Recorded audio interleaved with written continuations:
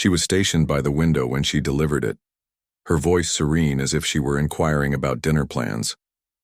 "I'm uncertain about us, and I want to explore something different. Are you comfortable with a separation?" That instant fractured my existence into before and after. I didn't explode, I didn't even blink.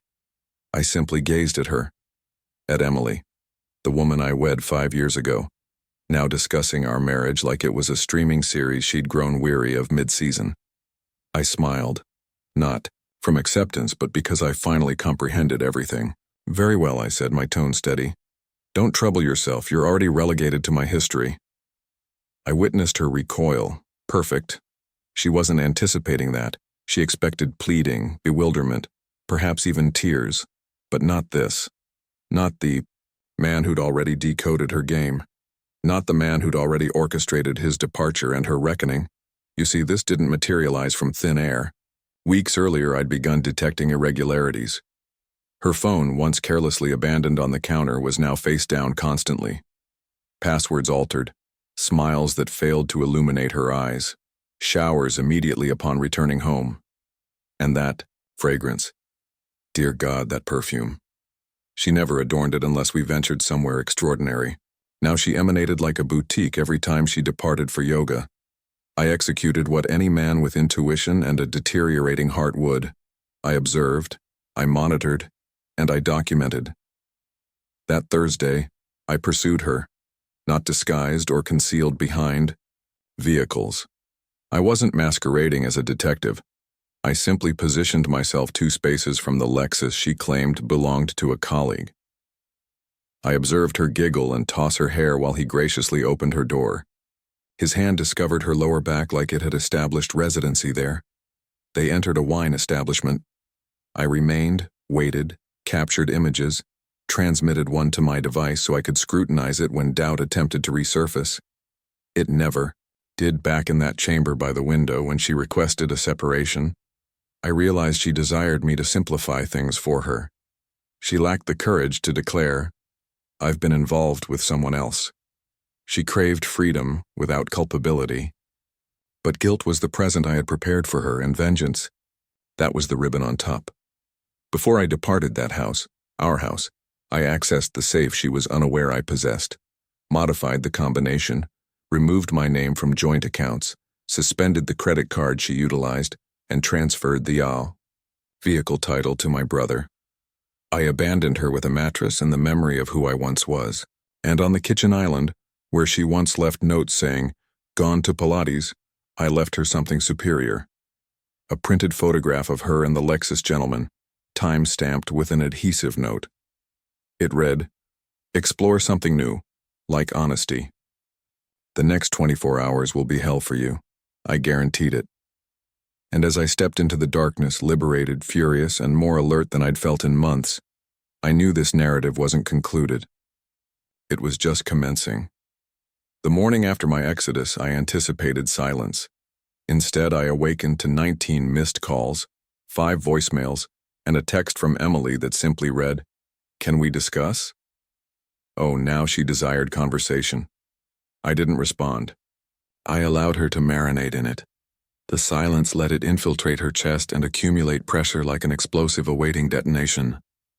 What she didn't yet comprehend was that the devastation had already commenced. The revenge I promised her wasn't emotional. It was systematic, precise, untraceable. I wasn't going to bellow in her face or weep into whiskey like some tragic cinema cliché. I was going to make her witness her empire crumble from the foundation, upward. And indeed, it was her responsibility. Phase 1 was severing her financially. She existed in comfort not because she earned it, but because she married a man who constructed something substantial. I managed every bill, every account, every detail. And now the lights remained illuminated, but she'd have to explain the declined. Card at her preferred nail salon shortly. Phase 2. That was intimate. There's something degrading about exposure. Not the obvious kind, but the subtle surgical variety. I transmitted the photograph of her and the Lexus gentleman.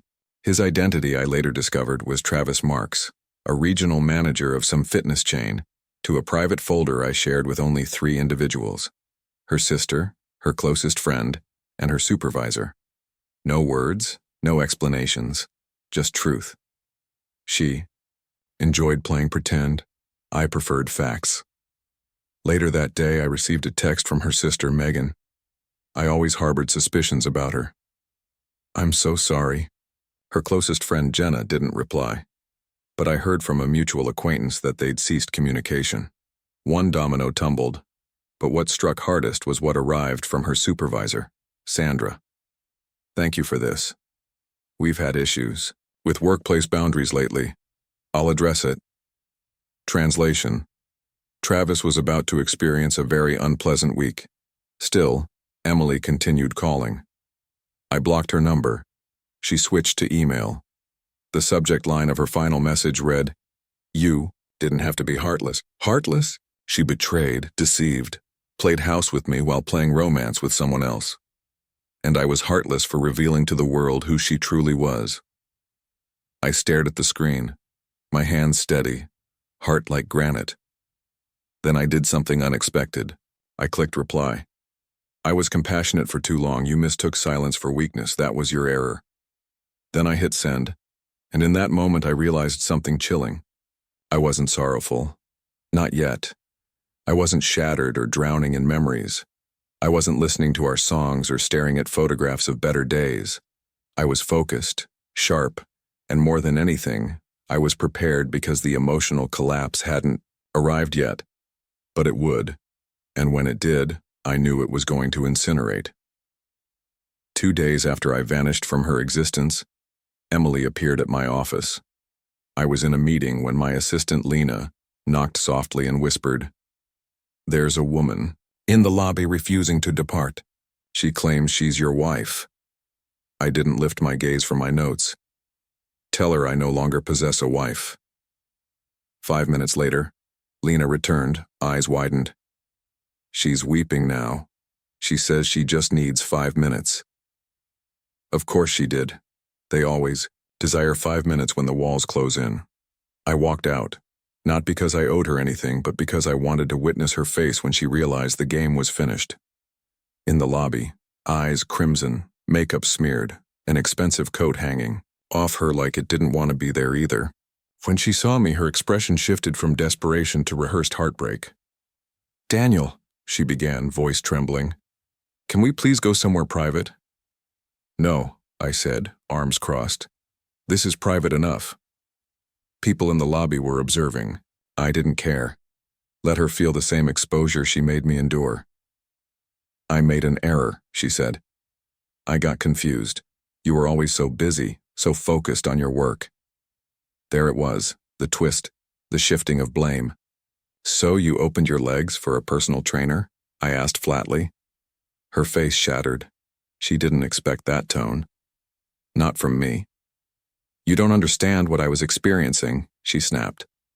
"Oh, I understand perfectly," I said. "You wanted something new. You wanted a break. You thought I'd cry and wait for you to return after your little adventure ended." "Daniel," she stepped forward. I stepped back. "You're humiliating me," she hissed under her breath. I leaned in just slightly.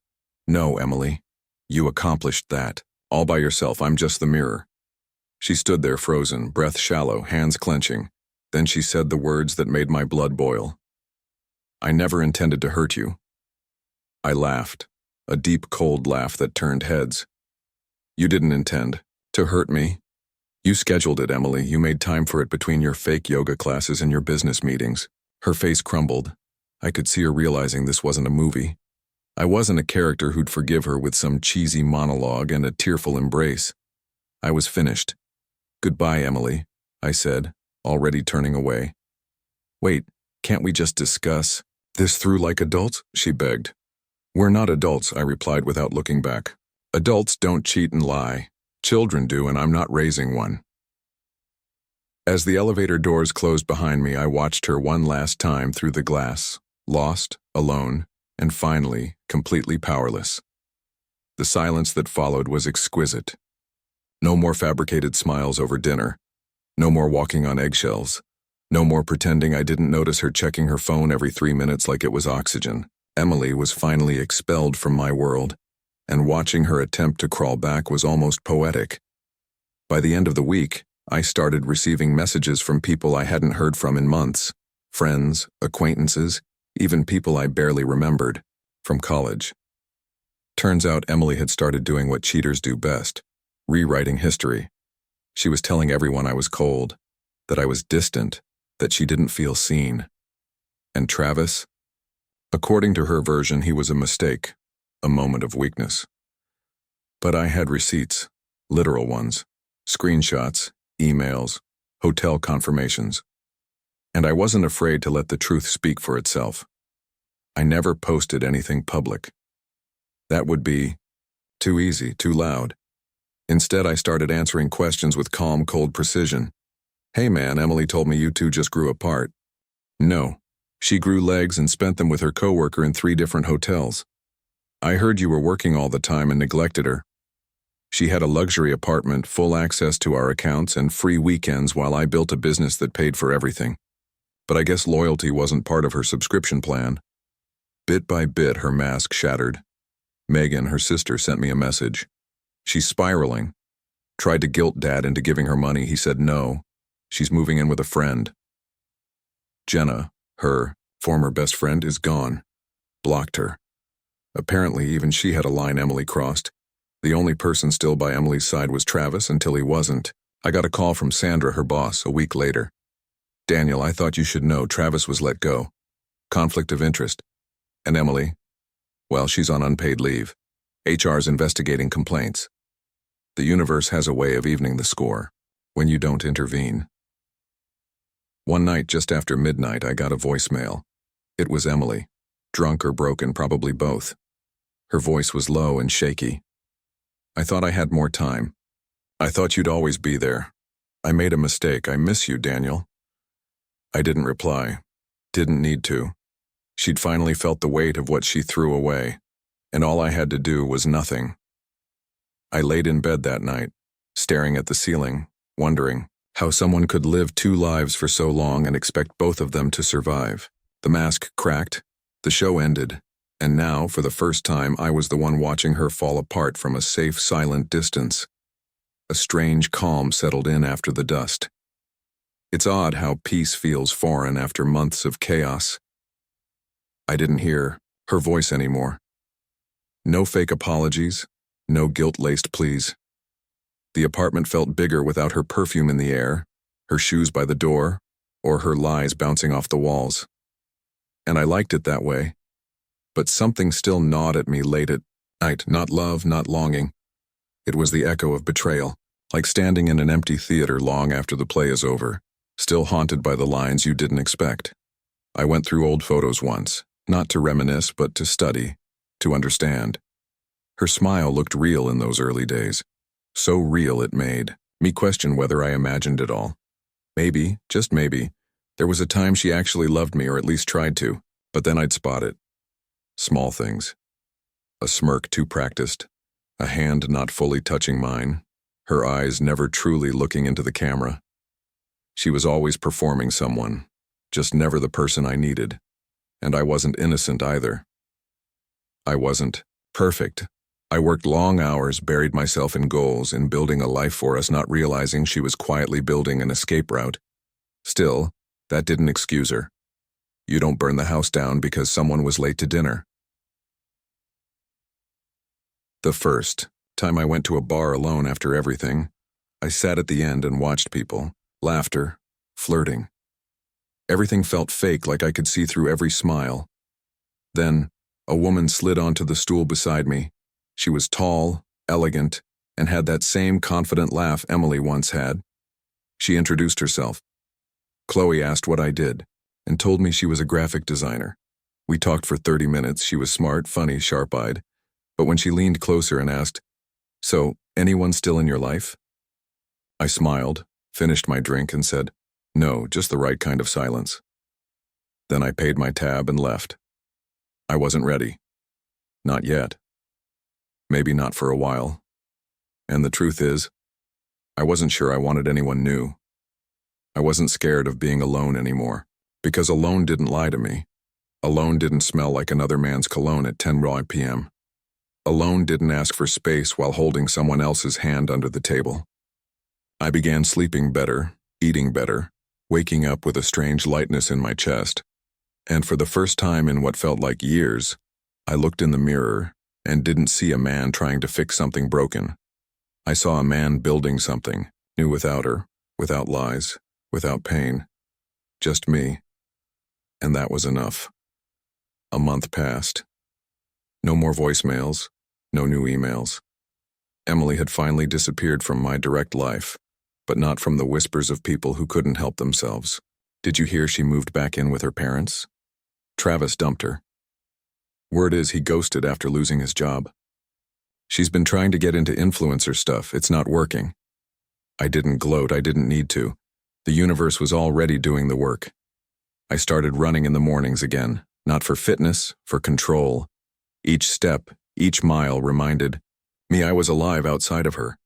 I was reclaiming time she used to waste with excuses, silence, or cold shoulders. The apartment, once filled with her clutter, makeup scattered, shoes everywhere, overpriced candles, was now minimal, clean, intentional. I replaced the couch, got a new coffee machine, donated the wedding photos, and trashed her monogrammed wine glasses. It wasn't about rage, it was rebirth. One afternoon, I was walking home from a client meeting when I saw her, Emily. She was standing at a crosswalk, dressed in a cheap beige coat, hair tied back, dark circles under her eyes. No makeup, no performance. She didn't notice me at first, but when she did, that look, regret, panic, shame, and for a brief second, hope. She smiled like we were still something, like I would drop everything and pretend none of it happened. She even opened her mouth to say something, but I didn't stop. I didn't nod. I didn't flinch. I walked right past her. Her voice broke behind me. Daniel, please. I kept walking. Not because I was angry. Anger was gone. What I had now was colder, sharper indifference. She didn't deserve my words, not even my acknowledgement. That moment wasn't closure for her. It was clarity for me. She was no longer a chapter, she was a footnote. That night, I sat on the balcony with a drink in my hand and watched the city lights. And I thought about all the times I'd questioned myself, wondered if I was too harsh, too distant, too focused. But I realized something. Good men get taken for granted because they don't make noise. They work, they love, they try, and sometimes they leave not with drama, not with destruction, but with silence and strength. Emily's world had shrunk to damage control, Instagram filters, and broken relationships. Mine had expanded into something far more powerful. Peace. It had been nearly 2 months since I last heard her voice in person. The day I passed her on the street without so much as a nod had clearly left its mark, because 3 nights ago she sent the final message. It wasn't a voicemail. It wasn't a wall of text. It was a photo, one I never expected. It was us from our wedding. She had captioned it, "I miss the man in this picture. I don't even recognize myself anymore." I stared at that message for a long time, not because it hurt, not because I was tempted, but because it confirmed what I always suspected. She didn't miss me, she missed what I gave her. Stability, love, identity. People like Emily don't feel lost the way you and I do. They feel the absence of power. They mourn the control they no longer hold. That photo wasn't a memory. It was bait, and I wasn't biting. I deleted it without replying. The next morning I woke up earlier than usual and opened my journal. Yeah, I started journaling. It helped. Writing things down made my thoughts feel less like ghosts. I wrote 3 things that day. 1, forgiveness doesn't mean re-entry. It means release. 2, sometimes the person who hurt you isn't evil. They're just hollow, dangerous in their emptiness. 3, love doesn't survive betrayal. It transforms into something else. A lesson. That same afternoon, I ran into Jenna, her former best friend, at a bookstore downtown. She spotted me, hesitated, then approached. "Daniel," she said carefully. "I wanted to say this for a while." I nodded. "Go ahead." You didn't deserve what happened, and I'm sorry I didn't see it sooner. She lied to all of us. Her eyes were sincere. No drama, no pity, just truth. I offered a half smile. You figured it out eventually. That's what matters. Jenna hesitated. She's not doing well. Keeps trying to pull people back in, but no one's falling for it anymore. I'm not surprised. She always said you were too quiet, too steady. I chuckled. Yeah, and she mistook that for weakness. Jenna nodded. Now she calls it strength. That stuck with me because it was true. In the end, I didn't win through revenge. I won by not needing revenge. She was left chasing ghosts while I kept walking forward. No fanfare, no flame, just footsteps leading somewhere better. That night I lit a small fire in the backyard. I burned the last of the things she left behind, a sweater, an old card, a keychain from a trip I no longer cared about. And as the smoke curled into the night sky, I whispered one word, done. 3 months to the day since I walked away, 3 months since I chose silence over shouting, action over begging, and peace over chaos. Sometimes I still get asked about her by friends who don't know the full story, by colleagues who remember the Christmas parties, by people who assume all breakups are mutual. I always answer the same way. She's in my past, and I don't live there anymore, because I live here in a new chapter, one I wrote myself, one where I'm no longer someone's safety net, stepping stone, or plan B. You see, people talk a lot about healing after betrayal. They tell you to find yourself, to move on, to grow. What they don't tell you is how ugly the middle part is. That sleepless nights where you replay conversations word for word. The moments when a song, a smell, or a sidewalk cracks you open without warning. The bitter tug-of-war between wanting justice and realizing you already have it, just by being gone. But the most surprising part?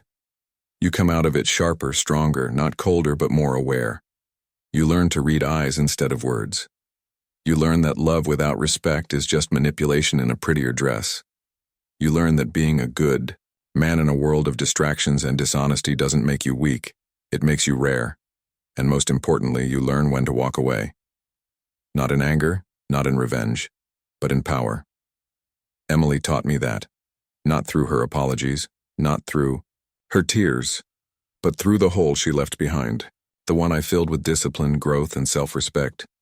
She's still out there, I'm sure, maybe trying to reinvent herself again, maybe blaming someone else for her misery, maybe hoping the next man doesn't notice the cracks until it's too late.